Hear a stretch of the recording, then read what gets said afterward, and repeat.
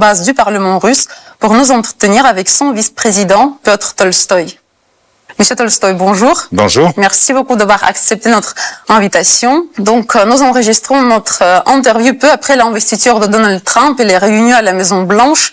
Et je me sens obligée de commencer par la question de savoir ce que nous, la Russie et peut-être le monde entier, nous pouvons attendre du nouveau mandat de Donald Trump. D'abord, Monsieur Trump a été élu avec une majorité de voix des Américains qui voulaient changer l'état de choses actuel, et il a déjà signé quelques documents plutôt encourageants, notamment sur le deux sexes, masculin et féminin, qui reconnaît maintenant officiellement les États-Unis. Il a donné beaucoup de promesses. On verra bien si ça va être réalisé. Mais pour nous, ça change pas grand-chose parce que Monsieur Trump travaille aux intérêts des États-Unis. La Russie a ses propres intérêts qui sont différents des intérêts des États-Unis. Il veut faire l'Amérique d'après son slogan Make America Great Again. Son partenaire, Monsieur Musk, veut transparaître ce slogan en Europe, donc Make Europe Great Again. Nous, on pense à faire la Russie de nouveau la grande, donc Make Russia Great Again. Et c'est pour ça qu'on a des intérêts différents.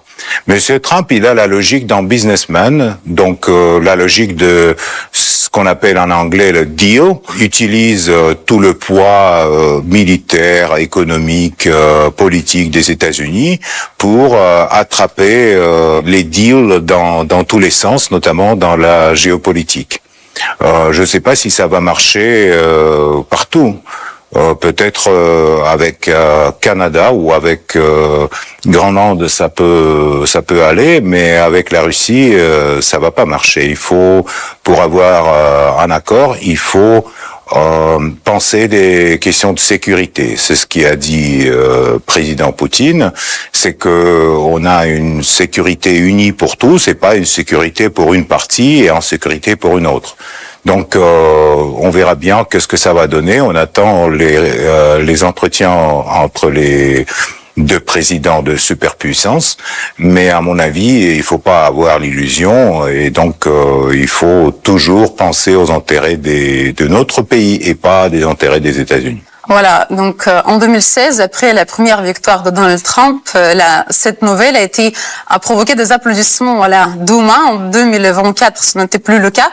Pourquoi nous avons perdu cet enthousiasme? Nous sommes devenus plus réalistes? À mon avis, on est devenu plus réaliste, et les applaudissements, c'était après une intervention d'un député qui a dit je vous félicite, et donc les députés l'ont soutenu par les applaudissements, mais à mon avis, c'était une réaction un peu spontanée, pas quelque chose qui a été calculé. On n'a pas d'illusion sur la politique des États-Unis, sur les intérêts des élites des États-Unis et sur la future politique de Trump. Mais on peut on peut renouveler le dialogue, parce que quand même l'absence de dialogue entre les deux superpuissances mondiales, c'est quelque chose qui fragilise le monde. Et donc on peut renouveler le dialogue, et dans ce dialogue on peut trouver des compromis, mais pas avec les méthodes de pression qui souvent utilisent Monsieur Trump dans les négociations avec des autres pays. Trump et l'Ukraine. Donc, lors de sa campagne présidentielle, il a beaucoup parlé que je vais régler le conflit ukrainien en 24 heures. Ça fait déjà 24 heures presque qu'il est à la Maison-Blanche. C'était juste un slogan ou il est vraiment capable de mettre fin à ce conflit, d'après vous? Vous savez, les politiciens américains, et souvent ils simplifient les choses pour ses électeurs. Donc, lors de la campagne électorale, il a dit oui, je vais régler le conflit en Ukraine à une journée. Hier, quand il a signé ses premiers décrets, les journalistes l'ont demandé, est-ce que vous êtes prêt à régler? Il a dit, il me reste encore demi-journée, donc peut-être ça prendra des mois, peut-être ça prendra des années, on ne sait pas. Pour nous, ce qui est important dans cette situation, c'est que les buts de l'opération spéciale militaire seront atteints. C'est pas que la Russie veut manger un morceau de la territoire ukrainienne. On veut pas avoir l'Ukraine pro-nazie et on veut pas avoir l'Ukraine militarisée avec les bases de l'OTAN sur son territoire. Donc, si ces choses-là, on peut régler, on peut discuter, à mon avis, c'est possible de petit à petit trouver un compromis. Joe Biden, il a passé à la Maison-Blanche 4 ans en parlant de son bilan. C'était une défaite ou il y avait quand même des moments positifs? Qu'est-ce qu'on peut dire? C'est aux Américains d'apprécier Joe Biden. Moi, je trouve que quand même, c'est un politicien avec beaucoup d'expérience, mais son état de santé, ces décisions ont été souvent travaillées par ses adjoints. Et à mon avis, dans n'importe quelle structure, c'est dangereux quand le dirigeant prend des décisions qui ont été travaillées par ses adjoints, sans trop réfléchir là-dessus. Donc le rôle de Sullivan, de Blinken, des autres est encore à étudier par les historiens dans tous ces conflits dans lesquels les États-Unis ont participé et dans leur défaite en Afghanistan, ce qui était un des bilans de activité de Biden sur la scène internationale, et dans le soutien de l'Ukraine dans la guerre de l'OTAN contre la Russie et d'autres choses, et surtout sur le processus qui en fait a touché beaucoup les pays européens quand ils ont de facto ont reconnu la perte de leur autorité, de leur souveraineté, et sont pliés sous les décisions de l'administration américaine. On verra bien si ça sera le cas avec Trump. Mais pour la Russie, Joe Biden était le pire président si on parle des relations entre nos deux pays. Oui, peut-être les relations entre les deux pays ont dégradé le plus sous la présidence de Monsieur Biden. Je sais pas comment ça va aller avec Monsieur Trump. J'espère que c'était une période le plus difficile. Mais au moins, il veut un dialogue avec Poutine, donc c'est déjà bien. Oui, c'est déjà bien. Ça dépend du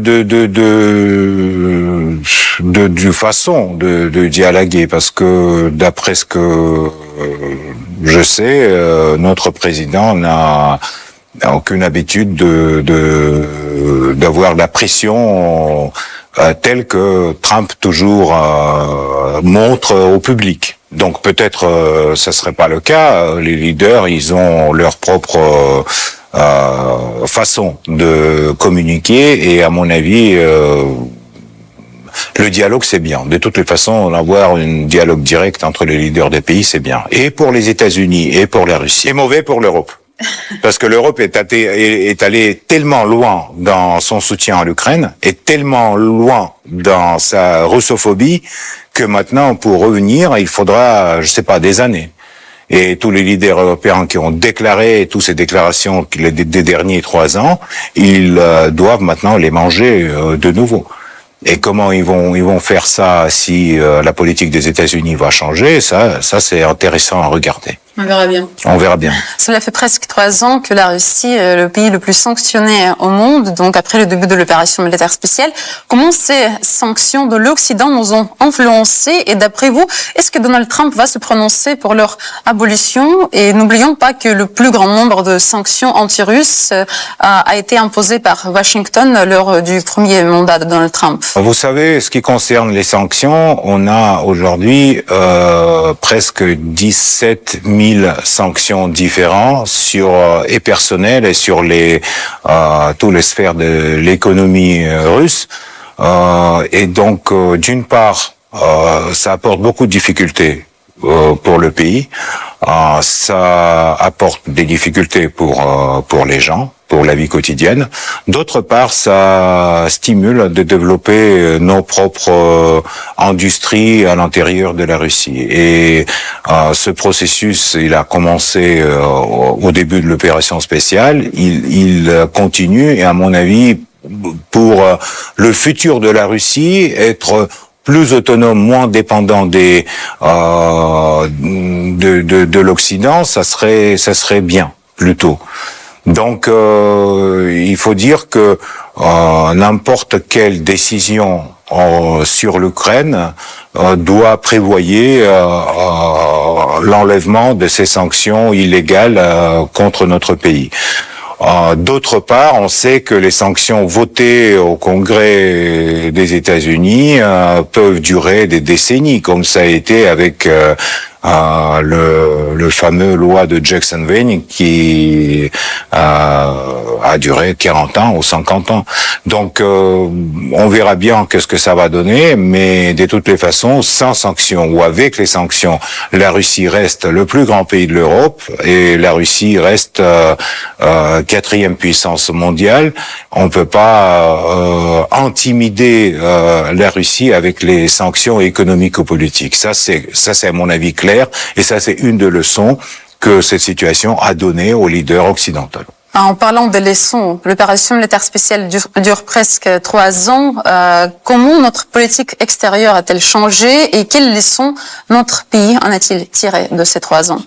Vous savez, à mon avis, dès le début des années 2000, la politique extérieure russe a été orientée vers la coopération multilatérale qui pourrait être économiquement intéressant pour tous les partis, et avec le respect à l'histoire et à spécialité de tel et tel pays. Donc on n'était pas concentré que sur l'Europe ou que sur les États-Unis. Et avec les sanctions et avec la confrontation avec l'Occident, on a eu plus de temps et plus de possibilités de développer la coopération avec la Chine, avec l'Inde, avec les pays de l'Afrique, etc. Donc j'espère que ça va diversifier, si vous voulez, notre politique extérieure à long terme. Parce que, par exemple, le travail de BRICS, qui aujourd'hui rejoint encore une vingtaine de pays, ça donne la base pour la coopération économique intéressante pour tous ces pays, sans donner des leçons les uns à l'autre, mais en développant le dialogue respectif pour tous. Voilà, vous avez mentionné les BRICS. La Russie également développe sa coopération avec l'Inde, la Chine et d'autres grands pays du Sud.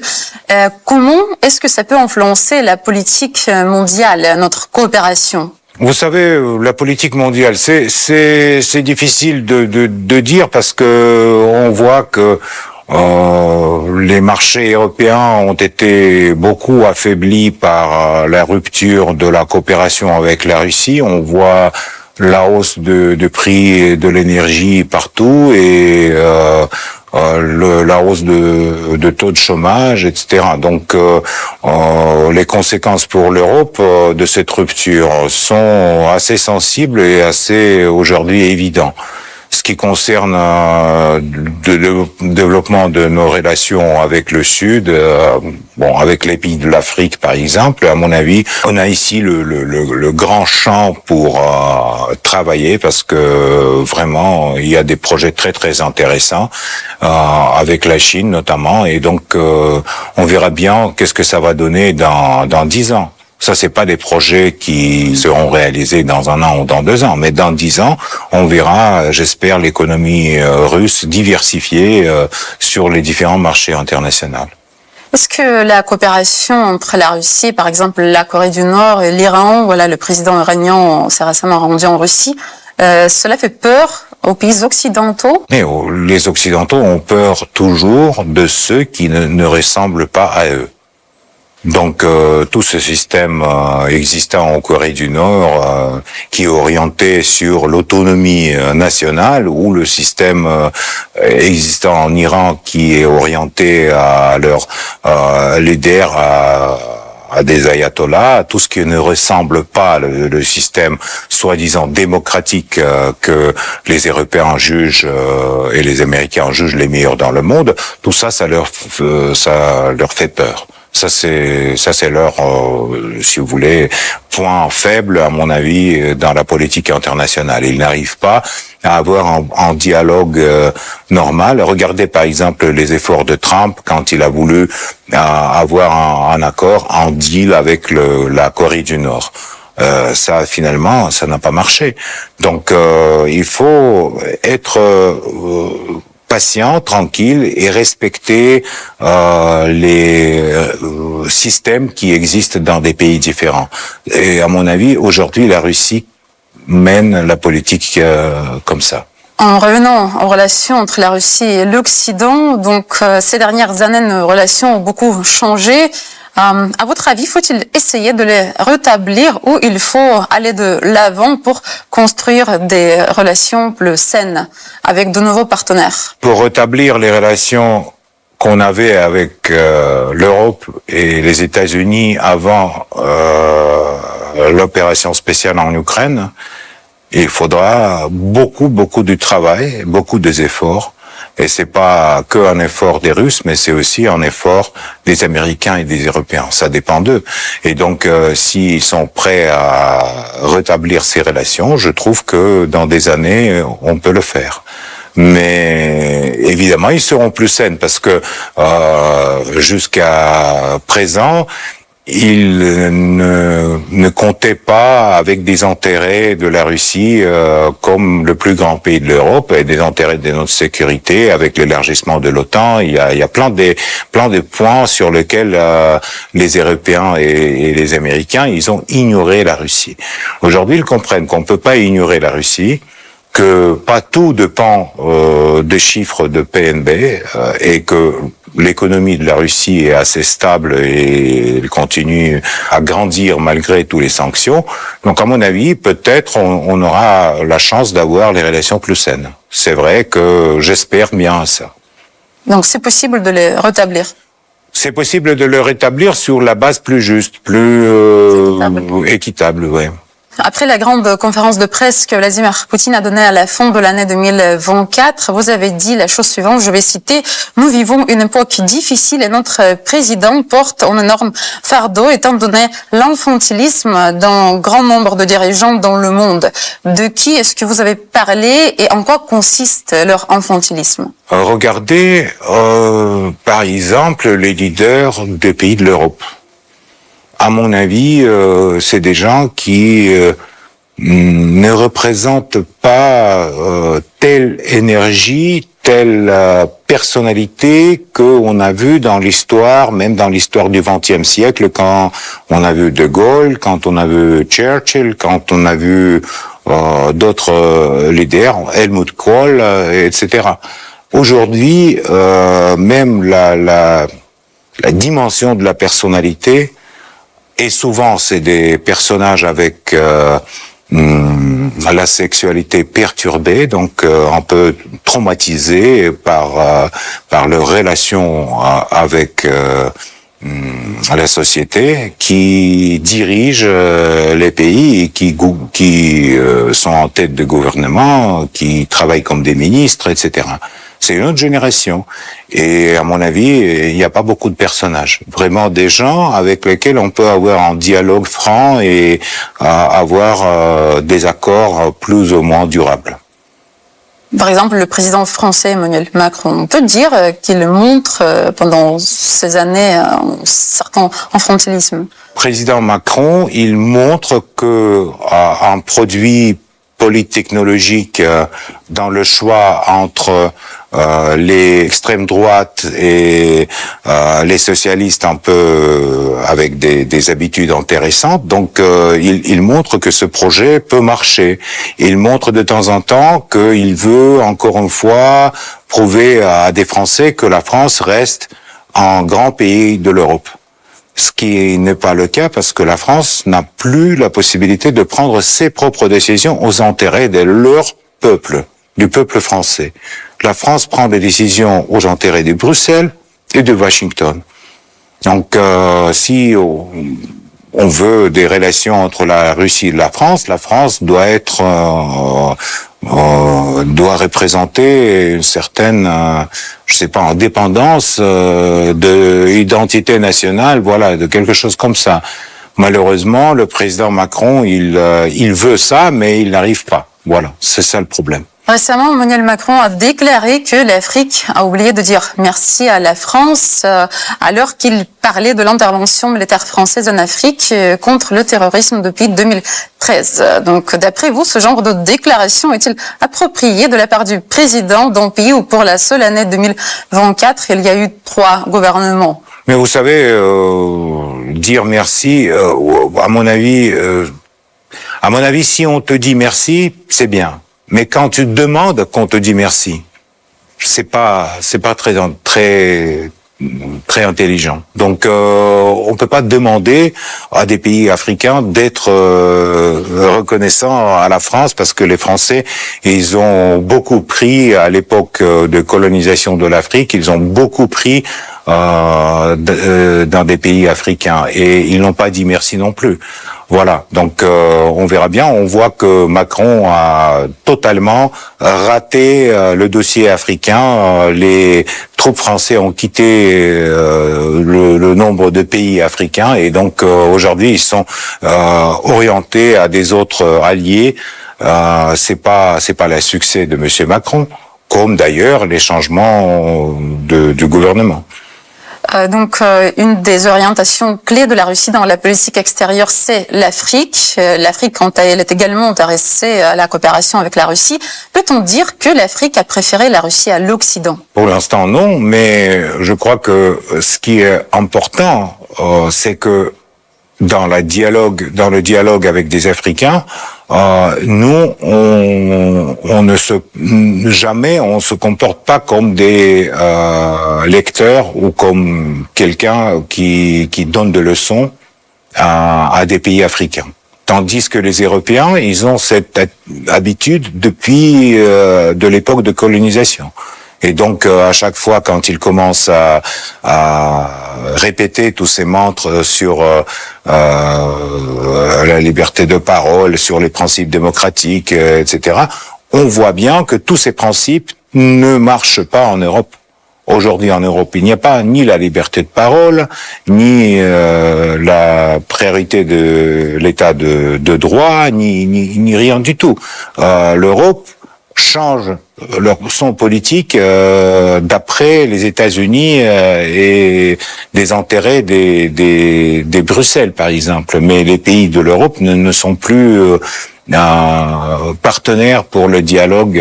C'est les Africains, ils le sentent très bien. Ça se voit. Donc c'est pour ça que on a plus de confiance. En plus, on a l'histoire de coopération avec l'Afrique. À l'époque de l'Union soviétique, les Russes ont beaucoup construit en Afrique et ils ont beaucoup fait pour certains pays africains. Ça s'oublie pas. Ça reste dans la mémoire des générations. Et à mon avis, c'est bien, c'est un atout pour le développement de la coopération, future coopération avec la Russie pour les pays africains. Vous êtes connu parmi le public français car vous participez assez souvent à des émissions politiques des médias mainstream et vos interviews attirent toujours beaucoup d'attention. Et ces dernières années, les Français se posent la question de savoir pourquoi votre perception de la France a-t-elle changé et pourquoi Tolstoï n'aime plus la France. Qu'est-ce que vous pouvez leur répondre ?